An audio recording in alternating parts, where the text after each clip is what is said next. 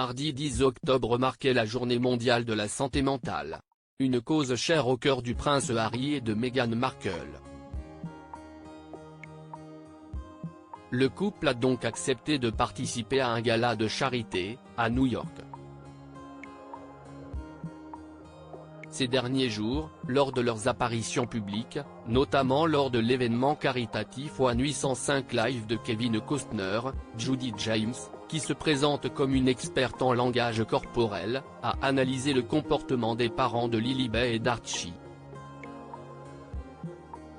Comme elle l'a expliqué au Mirror, jeudi 12 octobre, le frère cadet du prince William semble s'être effacé au profit de sa femme.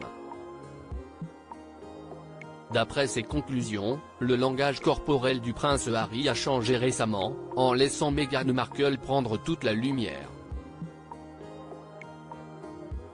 L'interlocutrice de nos confrères s'est notamment arrêtée sur un moment en particulier où l'ancienne actrice américaine l'aurait interrompue.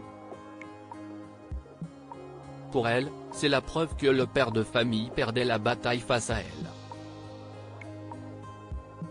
Elle a ainsi évoqué l'instant où il aurait frappé dans ses mains, ou encore celui où il aurait serré la main très haut, presque en suppliant, relate le Media Express, en indiquant que ce serait sa façon de dire sans le dire, « S'il vous plaît, écoutez-moi ».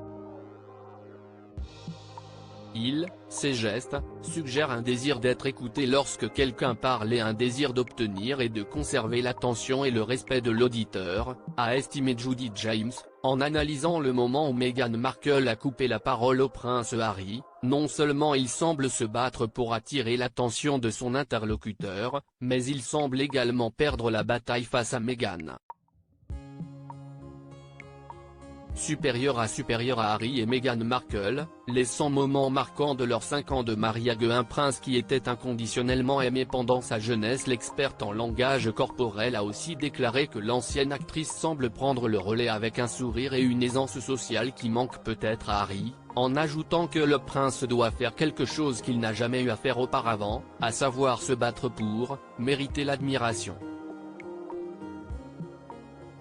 Il faut dire qu'en tant que membre de la famille royale, lorsqu'il vivait en Angleterre, le fils cadet du roi Charles III a toujours été épié, touché par les fans et photographié, sans avoir besoin de faire grand-chose.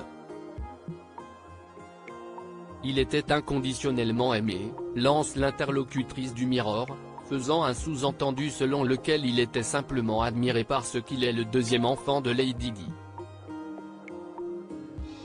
Loin de là où il a grandi, il a désormais l'air mal à l'aise en ayant des difficultés à prendre le contrôle de la situation. Judi James a notamment fait allusion à la position inconfortable dans laquelle il se trouvait mardi 10 octobre, lors de sa prise de parole aux côtés de sa femme.